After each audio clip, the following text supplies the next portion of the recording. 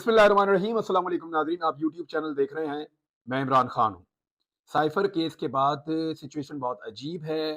ख़ास तौर पे पीएमएलएन और उनके हमायती याफ्ता जो लोग हैं या दानिश्वर हैं, उनके कैंप में बड़ी मायूसी है।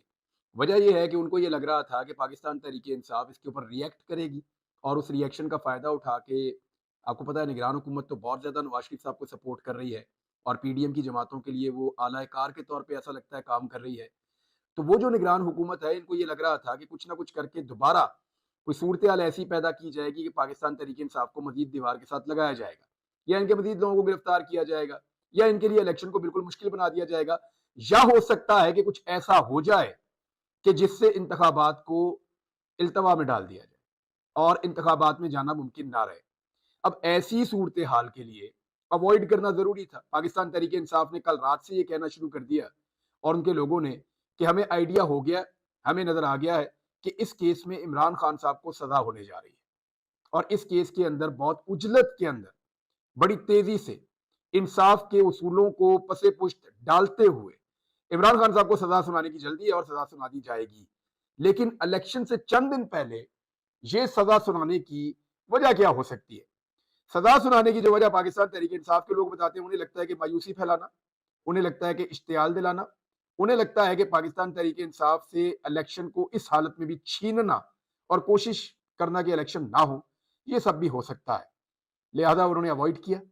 उन्होंने किसी किस्म की कोई कॉल नहीं दी है एहतजाज की और उनका एहतजाज सिर्फ इतना है कि उनके बकौल उनके लोग या पाकिस्तान के वोटर 8 फरवरी को निकलकर इंतखाबात में वोट डालेंगे और वही उनका एहतजाज होगा। वो वोट के जरिए से कहते हैं जी हम हर चीज का बदला लेंगे, पाकिस्तान तहरीक इंसाफ का ये कहना है। अब आ रहे हैं साइफर के ऊपर जिसमें इमरान खान साहब को सजा हुई। थोड़ी सी चीजें वो बताऊंगा और कुछ फैक्ट्स आपके सामने मैं वो रखने वाला हूं जिससे आपको कुछ नई चीजें पता चलेंगी। देखिए, मैं बहुत अरसे के बाद काम कर रहा हूं और वो वाला फ्लो तो नहीं होगा जो पहले था और इंफॉर्मेशन का फ्लो तो होगा इंशाल्लाह, लेकिन आहिस्ता आहिस्ता मैं थोड़ा पहले की तरह बेहतर हो जाऊंगा या हो सकता है उससे और बेहतर भी काम कर पाऊं। मैंने कोशिश पहले भी मैं करता था बेहतर काम करने की, अब मजीद करूंगा कुछ और जिम्मेदारी के साथ। अच्छा, इसमें जो है वो एक तो शहबाज शरीफ साहब का दावा आया था जब इमरान खान साहब ने साइफर के बारे में बात की थी पहली मरतबा। तो शहबाज शरीफ साहब ने 28 मार्च 2022 को दावा किया था, ये उस वक्त अपोजिशन लीडर थे। इन्होंने कहा था कि इमरान खान वो खत कौमी असेंबली में लाएं। अब वो साइफर मांग रहे थे कौमी असेंबली के अंदर। शहबाज शरीफ, अगर गैर मुल्की मुदाखलत साबित हुई तो मैं इमरान खान के साथ खड़ा हो जाऊंगा। अच्छा, जो नेशनल सिक्योरिटी कमेटी की मीटिंग इमरान खान साहब ने ली थी बतौर वजीर आजम अपने आखिरी दिनों में, उसमें भी इसको गैर मुल्की मुदाखलत करार दिया गया था। और जो मीटिंग शहबाज शरीफ साहब ने ली थी जब उनकी हुकूमत आई थी, नई नई आते ही हुकूमत जब उनकी शुरू हुई थी, तो नेशनल सिक्योरिटी कमेटी दोबारा बैठी थी, तो उसमें भी इसको बैरूनी मुदाखलत करार दिया गया था। ब्लेटेंट इंटरफेरेंस ये वर्ड यूज किया जाता था कि जनाब ये एक गैर मुल्की मुदाखलत है पाकिस्तान के अंदरूनी मामले के अंदर। तो शहबाज शरीफ साहब ने 28 मार्च को झूठ बोला कि अगर मुदाखलत है, गैर मुल्की मुदाखलत साबित हुई तो मैं साथ खड़ा हो जाऊंगा इमरान खान के। और जब वो वजीर आजम बने तो उन्होंने खुद कहा कि ये मुदाखलत है, लेकिन फिर इमरान खान के साथ खड़े नहीं हुए, बल्कि ये मुनाफत के ऊपर एक स्टेटमेंट था। नॉर्मली सियासतदान ऐसा स्टेटमेंट देते हैं। आजकल भी बिलावल और शहबाज शरीफ एक दूसरे से नूरा कुश्ती कर रहे हैं, छोटी छोटी लड़ाइयां वो करते रहते हैं, एक दूसरे को ठुंगे मारते रहते हैं। लेकिन याद रखिएगा, ये एक सिक्के के दो रुख हैं, एक दूसरे के लिए लाजमू मलजूम है। कम से कम उस वक्त तक के लिए जब तक कि इमरान खान और पब्लिक का एक रिलेशन जो है वो बना रहे, यानी जब तक पाकिस्तान तहरीक इंसाफ और पब्लिक इनके बीच में एक रिश्ता होगा और पाकिस्तान तहरीक इंसाफ एक मकबूल जमात होगी, तब तक ये 4-5 जमातों को आप भूल जाएं कि ये एक दूसरे से रियली में कोई मुखालफत कर पाएंगी। पीपल्स पार्टी, पीएमएलएन, फजल रहमान साहब की पार्टी और आप एएनपी को इसमें शामिल कर लें, एमक्यूएम को शामिल कर लें, ये जमातें एक दूसरे से दूर नहीं जा सकती। इमरान खान की मुखालफत ने इनको खून के रिश्ते की तरह आपस में बांध दिया है। बहरहाल फजल रहमान साहब ने यह कहा था 28 मार्च 2022 को कि इमरान खान ने एक और ड्रामा किया, खुद ही पर्चियां लिख रहे हैं, इनके खात्मे का वक्त आ चुका है, अब पर्चियां वर्चियां नहीं बचा सकती। ये फजल रहमान साहब ने कहा था कि ये खुद ही इमरान खान साहब ने लिखा, साइफर वाइफर कोई नहीं है।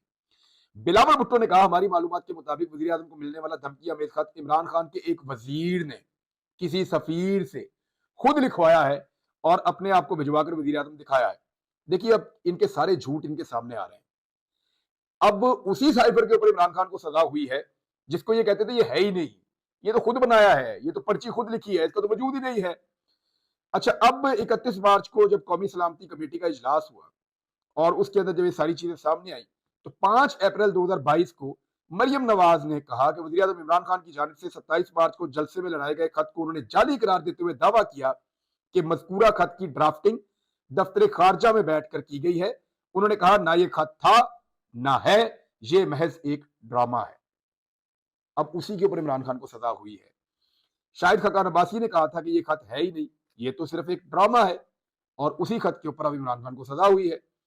अच्छा, फिर इमरान खान साहब की हुकूमत गिर गई, बहुत सारे लोगों ने बहुत सारी बातें की, हमारे बहुत सारे सहाफ़ी हैं, एक ने तो ये भी कहा कि मैं सहाफ़त ही छोड़ दूंगा अगर ये खत साबित हो गया तो, या ये साबित हो गया कि कोई ऐसा साइफर मौजूद है, मैं सहाफ़त ही छोड़ दूंगा। आज साबित नहीं हुआ, आज इमरान खान को उसके ऊपर सजा हो गई है, तो वो सहाफ़ी सहाफ़त छोड़ देंगे?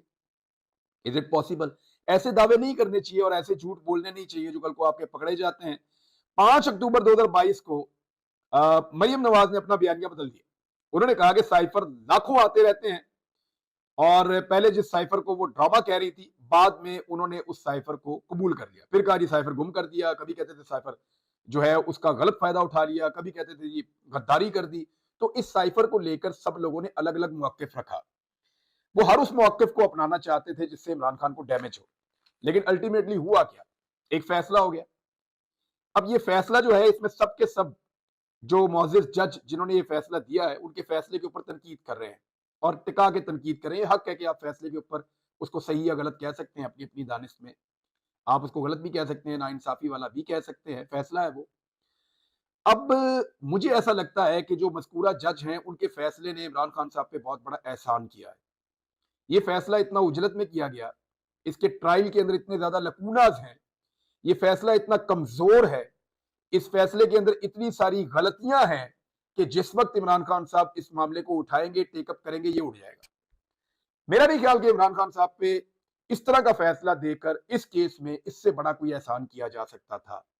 हाँ, अगर इसको उजलत में ना चलाया जाता, पूरा टाइम लिया जाता, पूरा ट्रायल किया जाता, पूरे कानूनी तकादे पूरे किए जाते, तो हो सकता है इसमें कोई छोटी मोटी चीज निकल आती। लेकिन जिस अंदाज का ये ट्रायल है, ये चीज आगे चलकर इमरान खान साहब को बहुत बड़ा फायदा देगी। पाकिस्तान तहरीक इंसाफ इस बात को समझती थी कि ये सवाए एक खबर के कुछ नहीं है, इसके अंदर से कुछ नहीं निकलेगा। बहुत सारे लोगों ने उकसाने की कोशिश की पाकिस्तान तहरीक इंसाफ को, निकलो बाहर, निकलते नहीं, निकलने रह गए हो। तो पाकिस्तान तहरीक इंसाफ ने आज किसी किस्म का रिस्पॉन्ड नहीं किया। उन्होंने कहा हम 8 तारीख को यहाँ के वोट डालेंगे। अब हमारे जो दानिश्वर हैं, जिनको ये प्रॉब्लम हो जाती है कि वो बार बार एक असेसमेंट पेश करते हैं, वो असेसमेंट गलत हो जाती है। क्यों हो जाती है, ये बताने से पहले मैं आपको कुछ असेसमेंट्स बताता हूं। हमारे अपने मीडिया के दानिश्वर हैं, बहुत सारे ऐसे लोग हैं, लेकिन ये असेसमेंट मैंने को थोड़ी सी लिखी है, मैं आपके साथ शेयर कर देता हूं। सबसे पहले ये कहा गया कि जब इस आदमी के ऊपर से हाथ उठ गया, ये आदमी मुल्क को छोड़कर भाग जाएगा। ये कहा जाता था एस्टेब्लिशमेंट का हाथ है इमरान खान के ऊपर, जब ये हाथ उठ जाएगा मुल्क छोड़कर भाग जाएगा। आप सबने देखा फिर क्या हुआ। फिर ये कहा गया जिस दिन इमरान खान की हुकूमत गिर जाएगी, ये मुल्क छोड़कर भाग जाएगा।